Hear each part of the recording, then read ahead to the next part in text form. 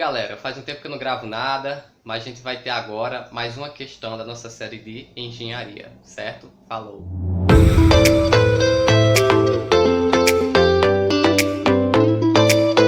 Fala pessoal, tudo de boa? A gente vai ver hoje uma questão de força de repulsão. Vamos lá, vou dar a questão para vocês. Em cada vértice de um triângulo equilátero de lado igual a L, existe uma carga Q, certo? Cada um desses pontos existe uma carga Q. Pergunta: determine o módulo da força que atua em uma das três cargas em função de L. Tá bom? Eu vou escolher uma das três cargas aqui e vou analisar as forças que atuam nessa carga, tá bom? Então, a gente vai montar um esquema de forças aqui, certo? A gente vai levar em consideração. Vamos escolher essa carga de cima porque eu acho que é mais visível para a gente analisar. Olha, essa carga aqui, essa carga 3, ela vai fazer com que tenha uma força de repulsão que vai vir para cá, certo? Ela vai influenciar a carga Q1. A carga Q2 também vai fazer a mesma coisa, ó, vai vir para cá, certo? Então o esquema de força vai ficar assim, tá bom?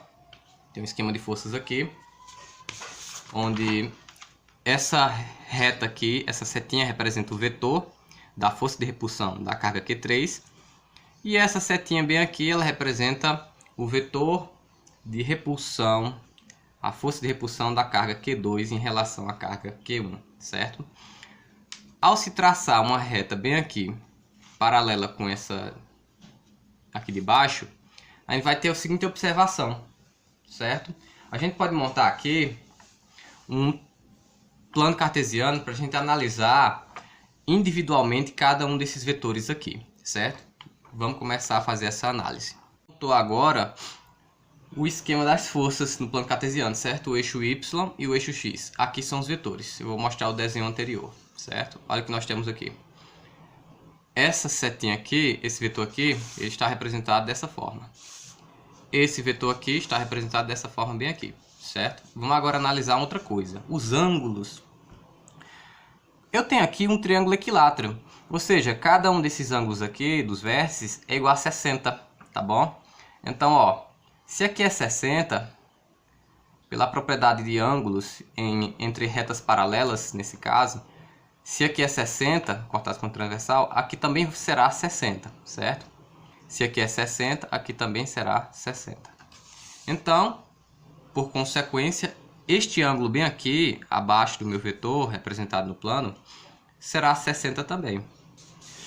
Também é válido a mesma propriedade para este ângulo aqui. Aqui é 60, aqui também é 60, porque todos são iguais nesse triângulo equilátero. Então aqui também será 60 graus, certo? Então o ângulo desses vetores são iguais, tá bom? A diferença é que eles são espelhados, um para a direita e um outro para a esquerda.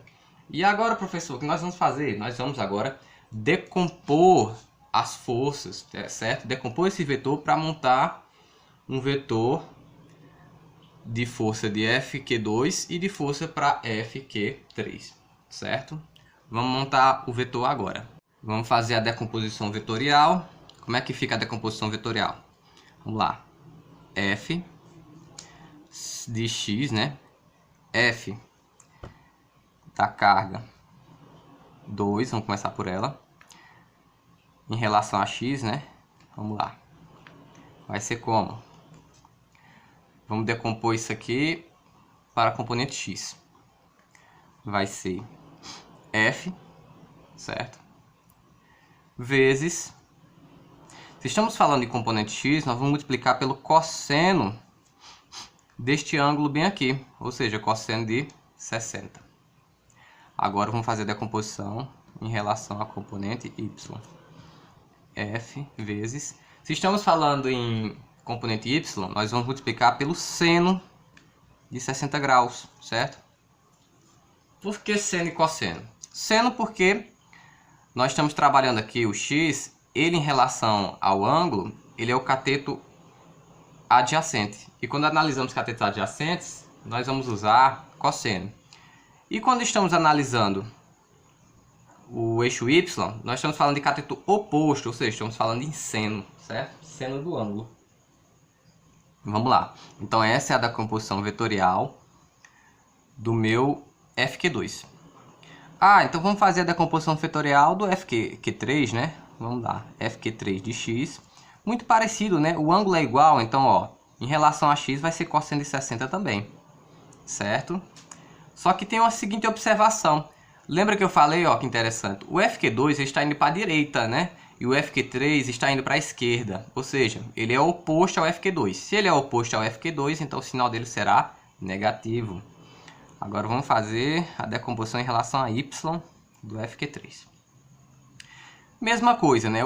Todos os dois estão acima do nível 0, né? Então serão positivos, não será inverso esse sinal, será o mesmo. Então a gente vai apenas escrever f vezes seno de 60, né? Porque estamos falando da mesma altura. Pronto, acabamos de fazer a decomposição vetorial. Agora a gente vai montar o vetor de cada um deles, né? O vetor FQ2, né? Como é que representa o vetor? A gente representa o vetor, né? Essa notaçãozinha, com essa setinha em cima. Vamos lá. Então, vamos começar pela primeira componente, né? A componente x, que a gente chama também de i-chapéu, certo? O i-chapéu do meu vetor, ele vai ser cosseno de 60. Quem aqui lembra qual é o cosseno de 60? Cosseno de 60, professor, é 1/2, exatamente. 1/2. Pronto. Vezes f, né? Vezes o i. Vezes i, aliás, i-chapéu, né? Mais quem? Agora vamos analisar em relação a y. Seno de 60 é quanto? Ah, professor, é raiz de 3/2. Isso, exatamente. Vezes f. Estamos falando de componente j, né? Pronto, ij. Esse aqui, né, é o meu vetor de repulsão da carga Q2. Agora vamos fazer o vetor de repulsão da carga Q3, né? É o mesmo esquema. Vamos lá. Vetor de repulsão da carga Q3.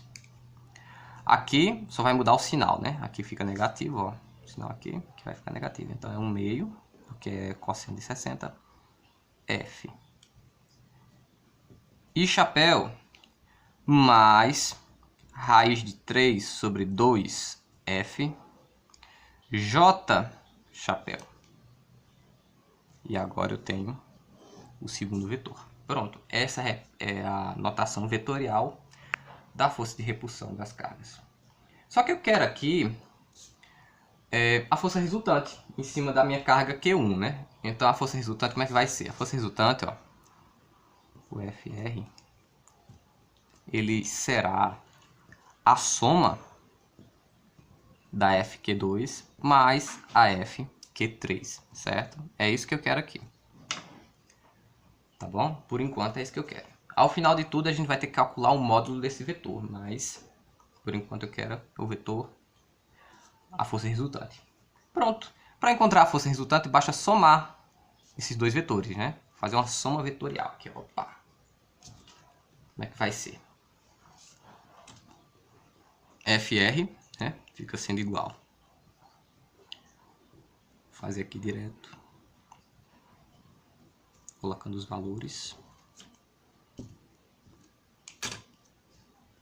E, tá bom? A gente soma parte a parte. Esse mais esse, né? Como aqui fica negativo, o sinal negativo fica mais com menos, fica menos.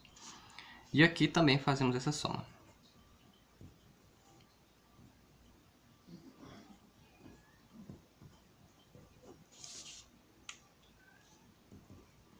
J. Pronto, J chapéu. Isso aqui é o vetor, né? Força de repulsão. Força resultante. Pronto. Aqui, esse aqui dá zero, né? Se você fizer essa subtração, isso aqui vai dar zero. O que vai sobrar, isso aqui. Fazendo essa conta bem aqui, isso aqui vai dar raiz de 3F, certo? Raiz de 3FJ. Então, o vetor, ó, força de repulsão será igual a raiz de 3FJ, certo? Só que a gente quer o módulo desse vetor aqui, tá bom? Que é o módulo dele. A minha questão ela pede. Então vamos ter que calcular o módulo. Como é que se calcula o módulo de um vetor, né? Como é que a gente faz? Vai fazer a primeira componente ao quadrado, no caso, ó, aqui não deu 0, é como se fosse 0i, né? Então o primeiro valor vai ser 0, 0 ao quadrado, mais o segundo valor, que é raiz de 3 vezes f, também ao quadrado, e tirar a raiz de tudo isso aqui, né? 0 ao quadrado dá 0, 0 mais esse valor aqui, não precisa nem colocar o 0 aqui, né? Esse valor vai permanecer o mesmo. Levando esse valor ao quadrado, nós vamos obter o seguinte. Vamos obter 3f ao quadrado. Tirando a raiz, nós vamos ter f raiz de 3. Mesma coisa, né? F raiz de 3. Pronto. F raiz de 3 é o módulo do meu vetor, né? Da minha força resultante. Só que a pergunta é a seguinte, né? O que eu vou fazer com isso aqui? Na minha questão, ela disse que ele quer o módulo da força que atua em duas cargas em função de L e Q, né? Então a gente vai ter que utilizar L e Q, né? Para a gente representar. Então ele não quer essa representação, ele quer outra representação diferente. Sabemos que a força de repulsão, o F, ele é igual a a constante eletrostática, certo? Vezes a carga ao quadrado, dividido pela distância ao quadrado. Qual é a distância que nós temos aqui nesse problema, né? Cada carga está equidistante uma da outra, com a distância L, né? Que foi dada na questão. Então eu vou colocar bem aqui, L ao quadrado, né? Pronto. Então eu vou substituir no lugar do F que eu tenho aqui, esse valor aqui, essa equação bem aqui. Então, ó, a força de repulsão, a força resultante de repulsão que atua em qualquer uma dessas cargas vai ser igual ao K0, Q ao quadrado, L ao quadrado, vezes raiz de 3. Pronto, é essa aqui a resposta do meu problema. É a equação que representa a força, as forças que atuam em cada uma dessas cargas. Se eu pegasse essa carga aqui, seria esse mesmo resultado. Se eu pegasse essa carga aqui, também seria esse mesmo resultado, certo? Então essa aqui é a resposta. Falou, pessoal! Now the world don't move to the beat of just one drum. What might be right for you may not